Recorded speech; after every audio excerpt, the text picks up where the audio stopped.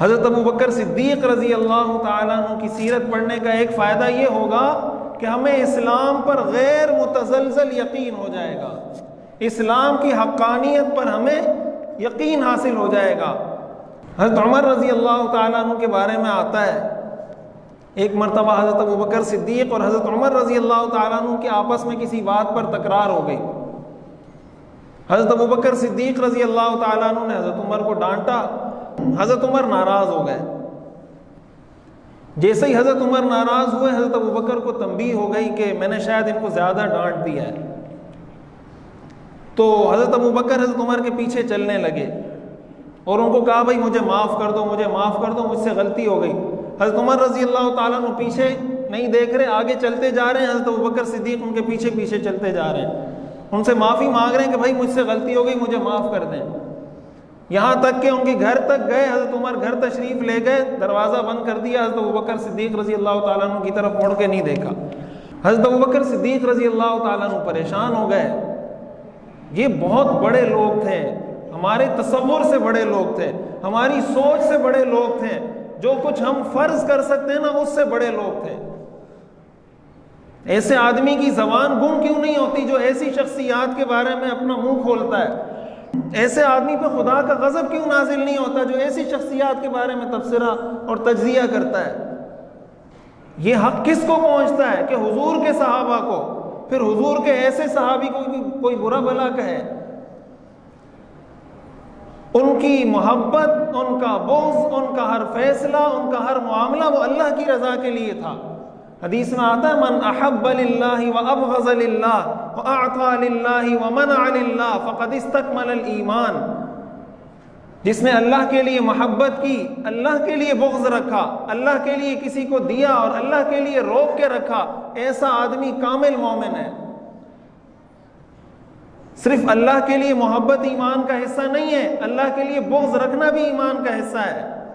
صرف اللہ کے لیے خرچ کرنا ایمان نہیں ہے، اللہ کے لیے بہت سی جگہوں پہ خرچ کرنے سے رکنا یہ بھی ایمان کا حصہ ہے۔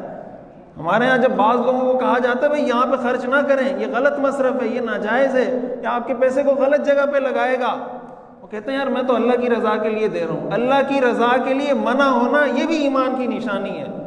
اس کا یہ مطلب نہیں کہ آپ آنکھیں بند کر کے، زکوٰۃ کا جو حکم ہے اسلام نے یہ کیوں کہا ہے تحقیق کریں پہلے کہ مستحق ہے یا مستحق نہیں ہے، ورنہ یہ کہہ دیا جاتا بھائی زکوٰۃ کسی کو بھی دے دو۔ اگر آدمی کسی کو بھی زکوٰۃ دے دے تو کیا زکوٰۃ ادا ہو جائے گی اس کی؟ غیر مسلم کو زکوٰۃ دے دے تو زکوٰۃ ادا ہو جائے گی؟ نہیں ہوگی۔ وہ کہے میں نے تو اللہ کے لیے دیا ہے، بھائی اللہ کے لیے دیا، اللہ نے یہ طریقہ بتایا کہ یہاں یہ چیز نہیں دو، یہ دو، یہ تو قانون ہے، یہ تو لا ہے۔ اسلام تو ایک نظام، ایک سسٹم ہے۔ حضرت ابوبکر صدیق رضی اللہ تعالیٰ عنہ پریشان ہو گئے کہ اب میں کیا کروں، سیدھا حضور علیہ الصلوۃ والسلام کی مجلس میں تشریف لے آئے۔ اور اس سے علماء نے لکھا ہے کہ دیکھیں ایک بات یہ سمجھ میں آتی ہے کہ حضور کی حضرت ابوبکر صدیق کی پناہ گاہ اور ان کا ملجا اور ماوا اور ٹھکانہ وہ صرف حضور کی مجلس تھی، ان کو اور کوئی سمجھ نہیں آئی کہ اب میں کیا کروں۔ ایک ہی بات سمجھ میں آئی کہ اب اگر میرے مسئلے کو کوئی حل کر سکتا ہے تو حضور کے علاوہ کوئی نہیں کر سکتا۔ یہ ان کی محبت، عقیدت اور تعلق تھا۔ حضرت ابوبکر صدیق رضی اللہ تعالیٰ عنہ حضور کے پاس آئے تو روایات میں آتا ہے کہ انہوں نے اپنے کپڑے ایسے سمیٹے ہوئے تھے، حضور نے جیسے ہی دور سے دیکھا تو آپ نے فرمایا اما صاحبکم فقد غامر، تمہارا یہ ساتھی کسی سے لڑ کے آ رہا ہے۔ ان کے انداز سے حضور پہچان گئے، مزاج شناس تھے حضور حضرت ابوبکر صدیق کے، حضرت ابوبکر صدیق کے مزاج کو پہچانتے تھے۔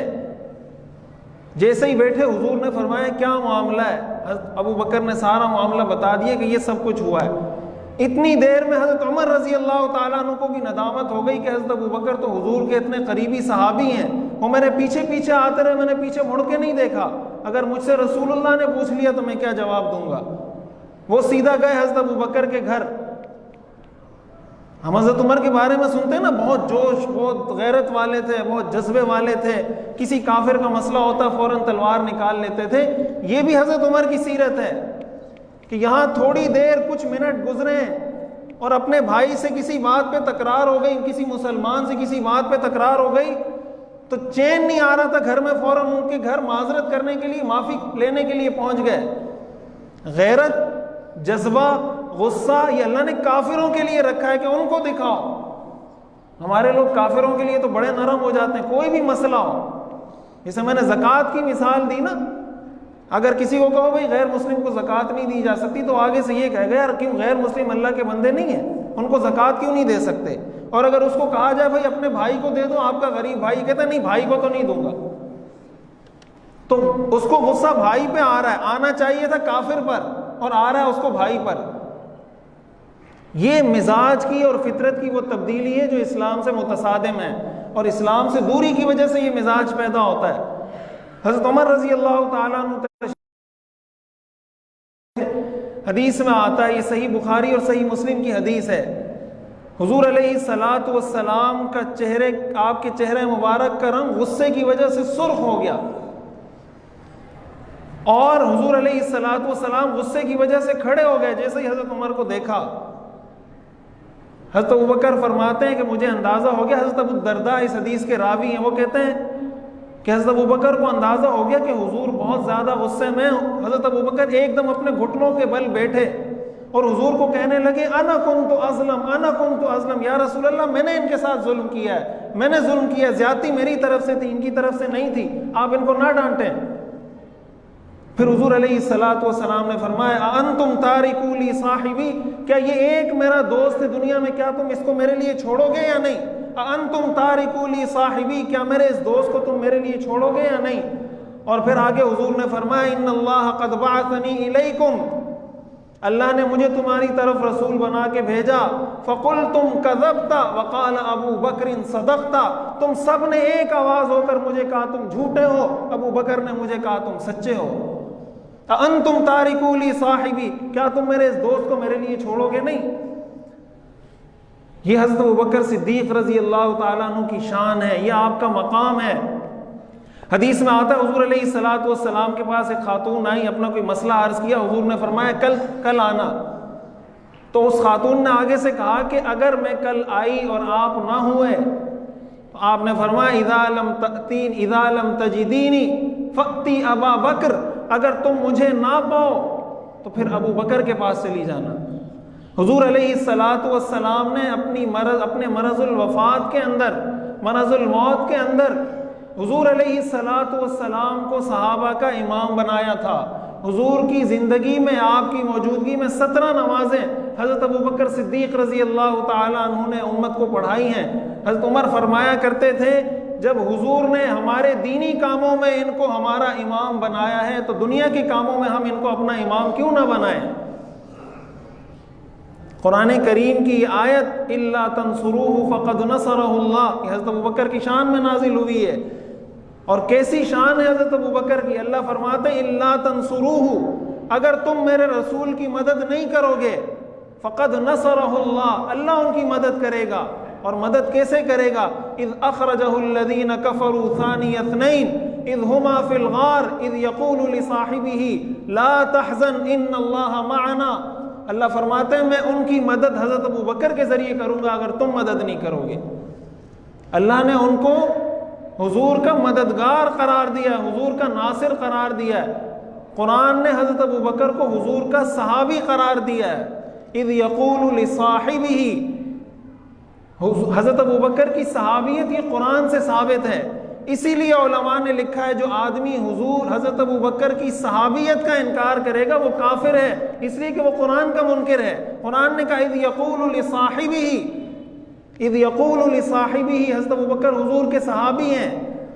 اور آگے اللہ نے یہ بھی فرمایا ان اللہ معنا، کہ اللہ ہمارے ساتھ ہیں، یعنی اللہ کی مدد و نصرت حضور کے ساتھ ہے، اور اللہ کی مدد و نصرت حضرت ابوبکر صدیق کے ساتھ ہے۔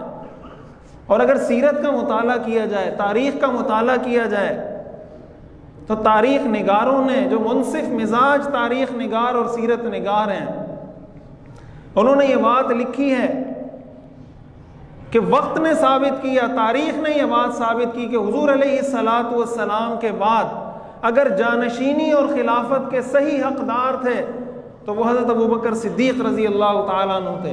جس وقت حضور علیہ الصلاۃ والسلام کا وصال ہوا، حضرت عمر نے تلوار نکال لی اور فرمایا جس نے یہ کہا کہ حضور کا انتقال ہو گیا میں اس کی گردن اڑا دوں گا۔ حضور کچھ دیر کے لیے آرام کر رہے ہیں، حضور دوبارہ دنیا میں تشریف لائیں گے۔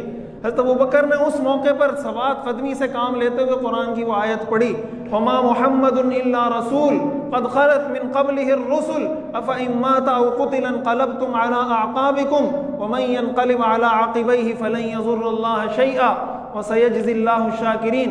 حضرت عمر فرماتے ہیں مجھے ایسے لگا یہ آیت کبھی ابھی نازل ہوئی ہے، اس سے پہلے گویا میں نے سنی نہ ہو۔ اس آیت کا ترجمہ ہے کہ محمد اللہ کے رسول ہیں، قد خلت من قبلہ الرسل، ان سے پہلے بھی اللہ کے بہت رسول گزرے ہیں۔ افإن مات، کیا اگر یہ دنیا سے تشریف لے جائیں، او قتل، یا ان کو شہید کر دیا جائے، انقلبتم علی اعقابکم، تو تم اسلام کو چھوڑ دو گے، ومن ينقلب علی عقبیہ فلن یضر اللہ شیئا، اور جو اسلام کو اختیار کرنے کے بعد اسلام کو چھوڑ دے وہ اللہ کو کوئی نقصان نہیں پہنچاتا، وہ اپنے آپ کو نقصان پہنچائے گا۔ میری گزارش صرف اتنی ہے، بحیثیت مسلمان ہم خود اپنا رول ماڈل، اپنا آئیڈیل اور اپنا ہیرو صحابہ کرام کو سمجھیں۔ یہ بہت افسوس کی بات ہے، ہمیں دیکھیں فلمی اداکاروں کے نام یاد ہوتے ہیں، فلم سٹاروں کے نام یاد ہوتے ہیں، سنگرز کے نام یاد ہوتے ہیں، اور جناب ٹک ٹاکرز کے نام یاد ہوتے ہیں، سوشل میڈیا ایکٹیوسٹ کے نام ہمیں یاد ہوتے ہیں،